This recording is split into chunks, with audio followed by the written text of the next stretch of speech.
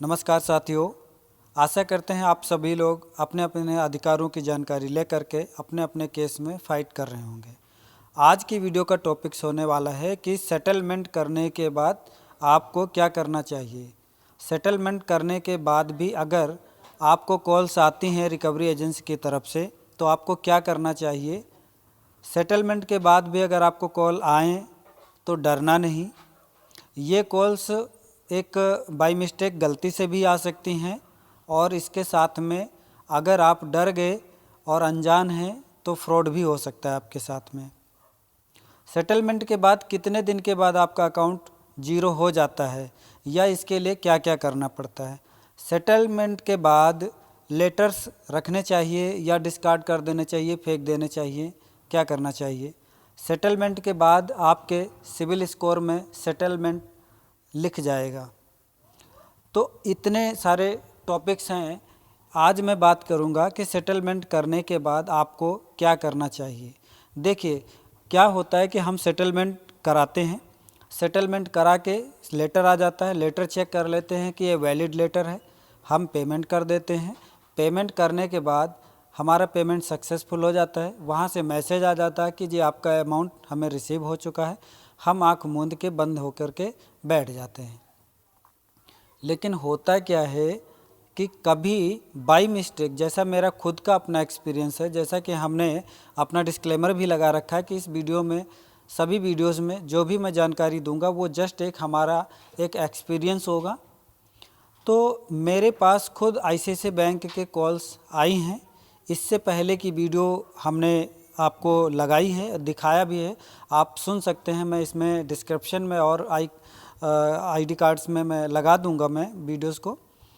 तो हमसे ये मिस्टेक हुई है कि हमने लेटर रेज किया, हमने पेमेंट किया, पेमेंट सक्सेसफुल हो गया, लेकिन हमने जीरोस के लिए हमने रिक्वेस्ट रेज नहीं कराया, मेल नहीं किया। तो इसलिए वो अकाउंट क्या है कि वो अकाउंट परमानेंटली क्लोज नहीं हुआ। जस्ट एक अमाउंट हमें रिसीव हो चुका था बैंक को, उसका मैसेज आ चुका था, लेकिन आगे का फर्दर प्रोसीजर जो होता है इस अकाउंट को जीरोस करने के लिए और उनके खाते से हटाने के लिए, वो प्रोसेस हमने नहीं किया था। हमने सोचा ये उनका काम अपना करेंगे, लेकिन ये केस नवंबर में हमने सेटल करा दिया था और फरवरी में मेरे पास 2 फरवरी से 3-4 दिन 5 दिन के लगभग कंटिन्यू कॉल्स मेरे पास आई हैं 2 महीने के बाद कि आपका सेटलमेंट आपने कराया था, इसकी पेमेंट नहीं हुई, आपने क्या रीज़न है। ऐसे बहुत सारी कन्वर्जेसन 1-2 मिनट 3 मिनट तक होती रहती थी। तो हमने क्या किया कि जो सेटलमेंट लेटर में जो कलेक्शन मैनेजर का नंबर था, हमने उन पर कॉल किया और उनको पूरी बात बताई, कार्ड नंबर बताया।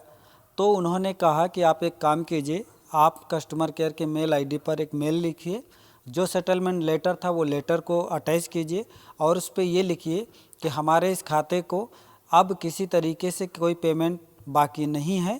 जो भी सेटलमेंट अमाउंट हमें बैंक की तरफ से बताया गया था वो हमने पे कर दिया है और इस अकाउंट्स को जीरोस के लिए आगे फर्दर प्रोसेस कर दिया जाए।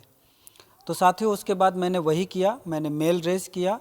हालांकि ये काम उनका था, लेकिन जब सब कुछ हमने कर ही दिया तो एक काम ये करने से क्यों छोटे होना। हमने मेल रेडी किया और मेल को रेज किया कस्टमर केयर पे और 10 दिन के अंदर अंदर मेरे पास मैसेज आ गया कि आपका प्रोसीडिंग चालू हो गया है। 14 दिन के अंदर मेरे पास 15वें दिन लगभग मेल आता है कि आपका अकाउंट फुल्ली फाइनली जीरो कर दिया गया है। किसी भी तरीके का कोई भी हमारा आईसीआईसीआई बैंक से आपका लेन देन बकाया नहीं है। तो आपको क्या है कि किसी भी बैंक का हो, किसी भी उसमें का हो, बैंक्स में लेटर में आपके लिखा हुआ होता है कि 60 दिन के बाद आपका ये अकाउंट, आपका ये बिल जीरो हो जाएगा, 45 दिन के बाद हो जाएगा, 90 दिन के बाद हो जाएगा, 10 दिन के बाद हो जाएगा। तो कहीं ना कहीं हमारी जिम्मेदारी बनती है कि उस पे उतने दिन के बाद एक बार उस मेल को चेक करना, या तो अपने अकाउंट्स को चेक करना, या तो कस्टमर केयर पे कॉल करके या मेल करके हमें उसको जीरोस के लिए या एनओसीस के लिए हमें एक बार फर्दर प्रोसेस कर देना चाहिए।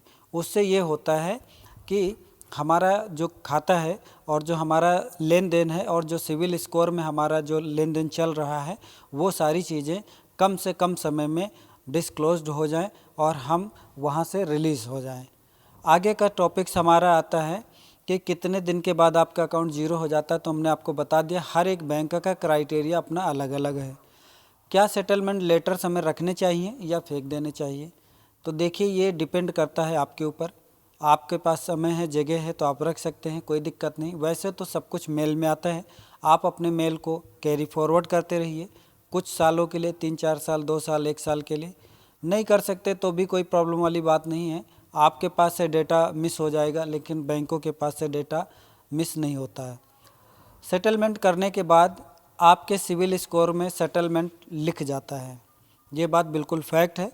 जब भी आप अपना सिविल स्कोर चेक करेंगे, आपके उस सिविल स्कोर में आपका पूरा डेटा लिख के आ जाएगा, दिख भी जाएगा कि आपने कितनी कितनी बैंकों से कितने कितने रुपए का टोटल आउटस्टैंडिंग था, कितने रुपए में आपने सेटल कराया, सब कुछ आपको उसमें लिखा हुआ मिल जाएगा।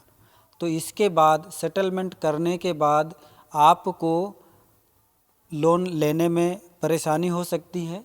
यदि किसी एनबीएफसी या प्राइवेट्स बैंकों से लोन आपको मिल भी गया तो उसका रेट ऑफ इंटरेस्ट बहुत ज़्यादा हाई होगा। इन फ्यूचर में ये चीज़ें ख़त्म भी हो सकती हैं। आपके सिविल स्कोर से हटाया भी जा सकता है, हट भी सकता है। डे टू डे, दिन पर दिन इम्प्लीमेंटेशंस होते रहते हैं। आगे क्या बदलाव आएगा, भविष्य में क्या परिवर्तन होगा, ये सब आगे आने वाले की बात है। फ़िलहाल हम सबको अभी अपना जो फ्यूचर है उस फ्यूचर को देखना है और आज को देखना है। आज आपका संवर जाएगा तो कल आपका अपने आप संवर जाएगा।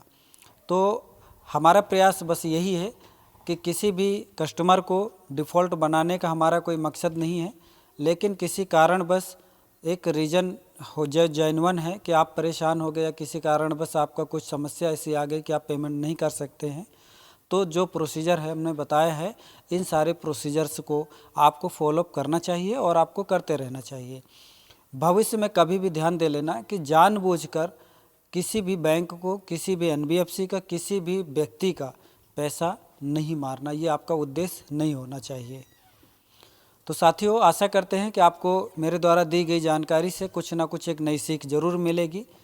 फिर से एक नई वीडियो आपके सामने लेकर के मैं आ जाऊंगा। जैसा भी मेरा अनुभव, एक्सपीरियंस मुझे प्राप्त होगा, जानकारी मिलेगी, कुछ ना कुछ एक बेहतर जानकारी आप लोगों के लिए, आप लोगों के लाइक मैं अर्जित कर पाऊँगा, वैसे ही मैं आपके सामने वीडियो लेकर के आ जाऊँगा। तब तक के लिए अपना ध्यान रखें, अपने स्वास्थ्य का ध्यान रखें, आप अपनी जिम्मेदारी के प्रति सजग रहें। जय हिंद, जय भारत।